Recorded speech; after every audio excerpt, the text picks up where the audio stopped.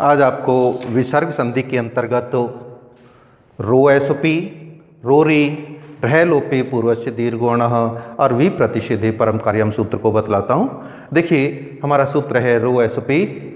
इसका तात्पर्य है यदि सुप एसुपी सुप प्रत्यय परे नहीं हो तो एहन शब्द के न को रे आदेश हो जाता है। जैसे एहन प्लस एहन, यहाँ आप देखोगे कि दोनों ही एहन के बाद सुप प्रत्यय परे नहीं हैं, इसलिए न को क्या कर देंगे, रे आदेश कर देंगे। तब हमारा रूप बनेगा अहेर प्लस अहेर। अब यहाँ जो हमारा रूप है उस रूप में खरा अवसान और विसर्जनीय सूत्र प्राप्त होता है।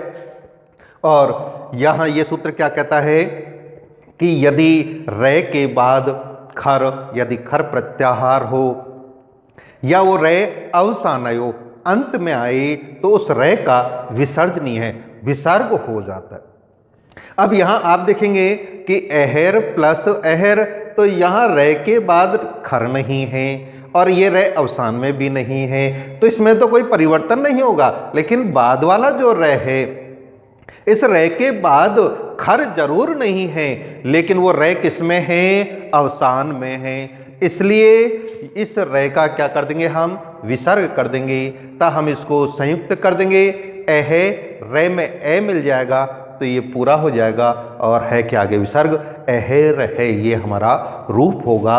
अगला है उदाहरण जैसे एहन प्लस गण, तो यहाँ पर भी इस एहन के न के बाद सुप प्रत्यय परे नहीं है, इसलिए न को क्या कर देंगे, रे कर देंगे।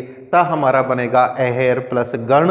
अब देखिए यहाँ खरवसानयो सूत्र नहीं लगेगा, पूर्व में तो हमने लगाया था, क्योंकि इस रे के बाद न तो खर है और न ये रे अवसान में है, इसलिए ये सूत्र नहीं लगेगा। ऐसी स्थिति में इसको संयुक्त कर देंगे, मिला देंगे, तो हमारा रूप बनेगा अहेर गण। अगला सूत्र है रोरी। यदि रे के बाद रे आए तो पूर्व जो रे है उसका लोप हो जाता है। जैसे पुनर प्लस रमते, यहाँ रे के बाद रहे, इसलिए पूर्व रे का लोप होने पर इसको संयुक्त कर देंगे, मिला देंगे, तब हमारा रूप बनेगा पुनरमते। अगला हमारा सूत्र है ढ्र लोपे पूर्वस्य दीर्घो अणः।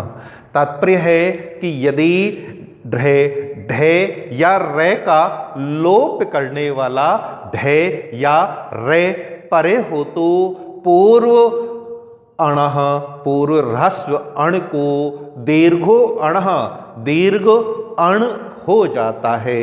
जैसे पुनर प्लस रमते, यहाँ इस उदाहरण में सबसे पहले तो रोरी सूत्र प्राप्त है, क्योंकि रे के बाद रहे, इसलिए पूर्व रे का लोप हो जाएगा, तब हमारा रूप बनेगा पुनः प्लस रमते।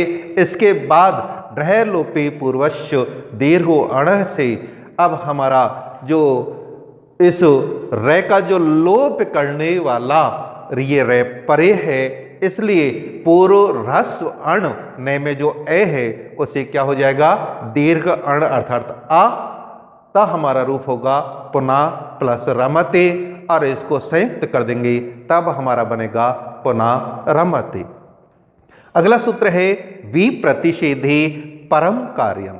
देखिए इसका तात्पर्य है कि वी प्रतिषेधे, यदि किसी सिद्धि में दो सूत्र एक साथ प्रयोग हो रहे हों तो वहां परम कार्यम, जो बाद वाला सूत्र होगा वही प्रयोग होगा।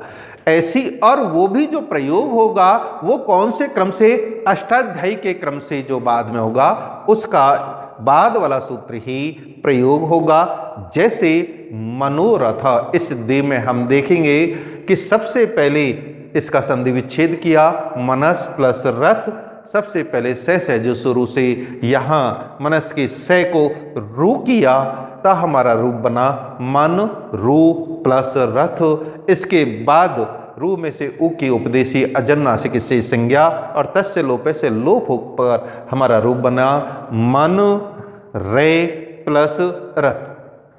अब देखिए, आपने विसर्ग संधि में ये देखा होगा, पढ़ा होगा कि हसीचय भी यहाँ प्रयोग हो रहा है और रोरी भी प्रयोग हो रहा है। हसीचय क्यों हो रहा है? क्योंकि इस रू के बाद क्या है? हश है, ये रे हश में सम्मिलित है।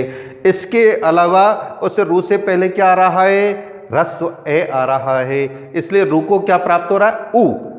साथ ही रोरी भी प्राप्त हो रहा है, क्योंकि हमारा जो रूप है मन रे प्लस रथ, तो रे के बाद रे आया है, इसलिए पूर्व रे का लोप प्राप्त हो रहा है। ऐसी स्थिति में हमारा वि प्रतिषेधे परम कार्यम सूत्र प्रयोग होगा। और ये सूत्र क्या कहेगा कि यदि दो सूत्र एक स्थिति में एक साथ प्रयोग हो रहे हैं तो परम कार्यम जो बाद वाला सूत्र है वही प्रयोग होगा।